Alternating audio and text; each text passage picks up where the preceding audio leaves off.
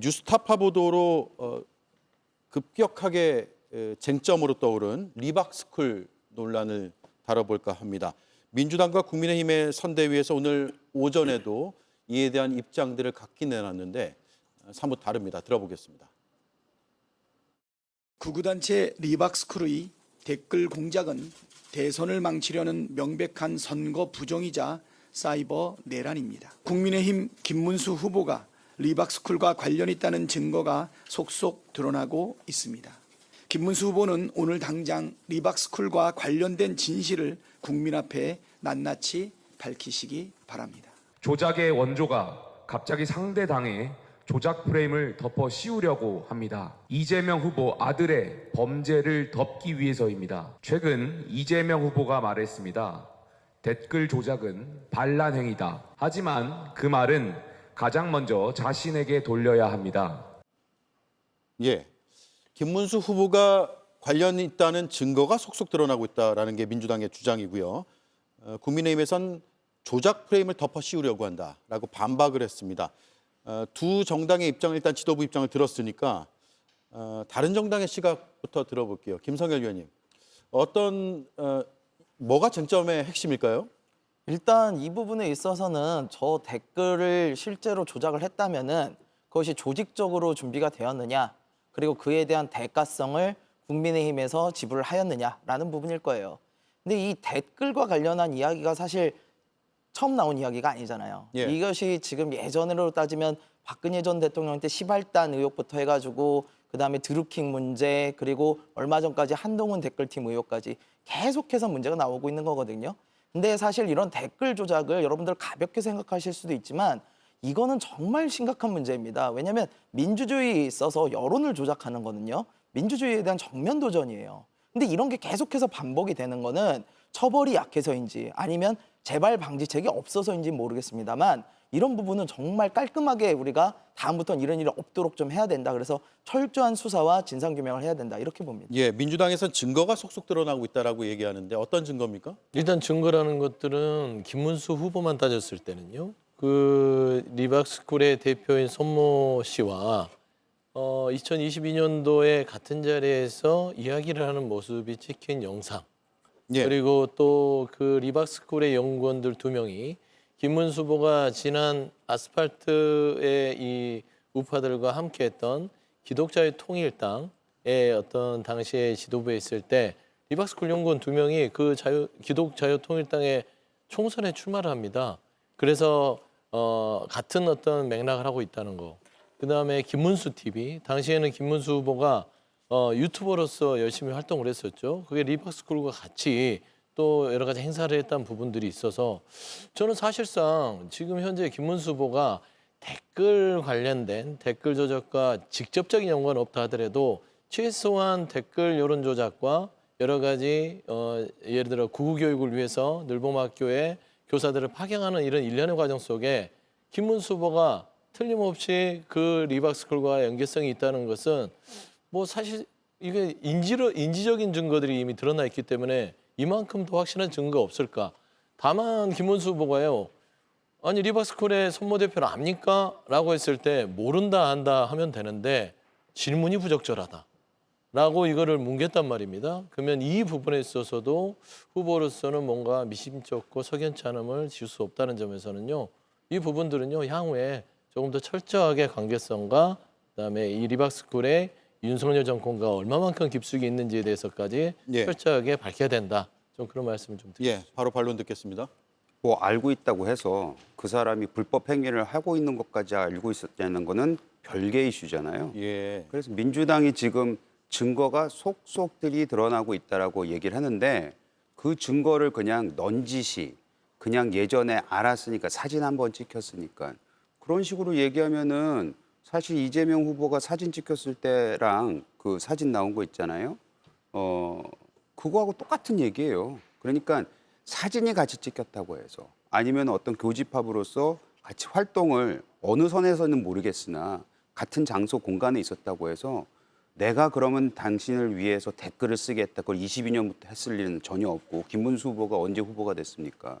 그래서 김문수 후보 자체가 이 리박스쿨이 댓글을 조작하고 이거를 조직적으로 불법 행위를 했다는 것을 알고 있었다고 얘기하는 거는 그건 좀 무리가 있다고 생각을 하고, 다만 이제 리박스쿨이 만약 지금 경찰 조사가 시작된 걸로 알고 있는데 저건 철저하게 조사를 해야죠. 아까 우리 대변인도 말씀하셨지만 해서는 안 될 일이 일어난 거니까요. 만약 사실이라면. 예.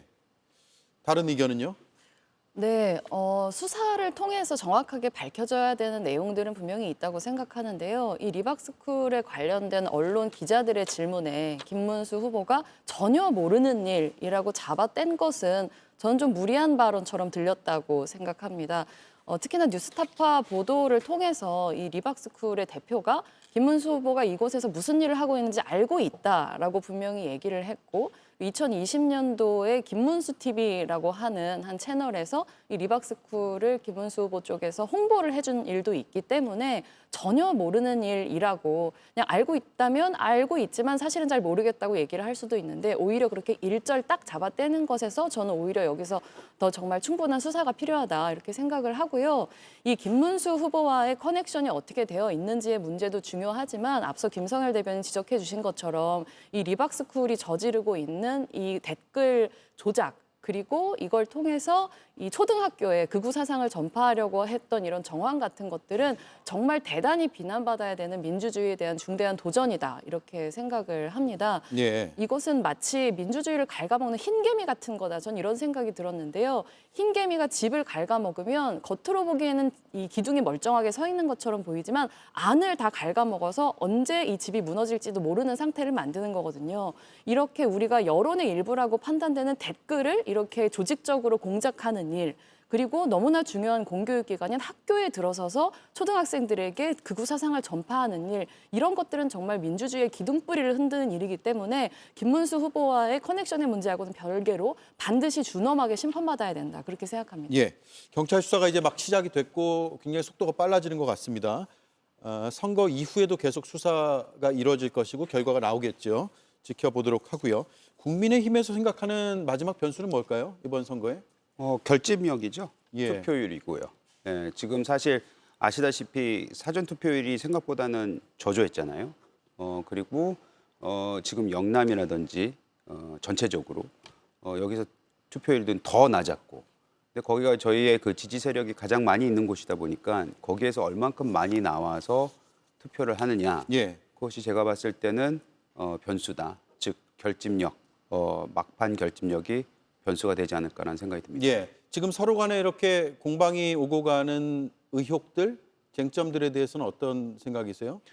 저는 이미 벌써 뭐 유시민 작가의 발언이라든지 아니면은 이재명 후보와 민주당이 그동안 보여줬던, 그건 꽤 됐죠. 몇 주간 보여줬던 사법부 흔들기 아니면 사법부 장악 시도, 그것이 선거 이후에도 이루어질 거다. 본인들이 이제 대권을 잡게 되면은 그런 것들이 이미 벌써 투표에 다 반영이 될 수 있습니다. 이미 반영이 됐다고 생각을 있다. 하고요. 예. 다만 유권자들이 여러 가지 이유로 뭐 정치에 대한 혐오감이 됐던, 이 상황에 대한 낙심이 됐던, 이런 것 때문에 투표를 안 나갈 가능성이 있었는데 그걸 얼마만큼 그래도 설득해서 투표장에 나오게끔 하느냐, 그것이 가장 큰 관건이라고 생각합니다. 예. 일단 뭐 큰 관건은 저는 별로 없을 것 같아요. 예. 왜 그러냐면 이번 조기 대선의 큰 프레임의 축이 구도 자체가 내란 세력에 대한 심판입니다. 그리고 지금 국민의힘은 내란 우두머리 혐의를 저지른 윤석열 전 대통령을 절연도 아니고 또 품지도 않고 여전히 본인들 안에 간직하고 있다는 어떤 이미지를 주고 있고요. 그다음에 이 국민의힘에게 국민들이 표를 준다는 건 내란 세력에게 표를 준다는 어떤 자괴감을 줄 수 있기 때문에 저는 보수층 내에서도 샤이 보수나 쉐인 보수층에서는 쉽사리 결집력을 보여줄 수는 없을 거라고 봅니다. 그래서 예. 저는 마지막 김용태 비대위원장이 했던 그 말, 윤석열 대통령 제발 얼씬도 하지 마십시오. 탄핵 반대에 대해서는 당론을 바꾸겠다. 이게 저는 보수 결집의 마지막 포인트였다고 봐요. 네. 그렇기 때문에 저는 이미 지나버렸고요. 오늘 저녁이 끝나고 나면 6월 3일이 오는 것인데, 사실상 표의 결정은요 당일날 가서 하는 성향들은 없습니다.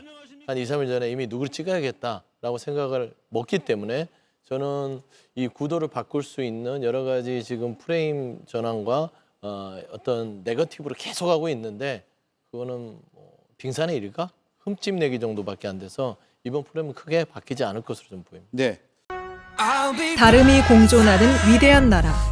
우리는 또다시 답을 찾을 것입니다.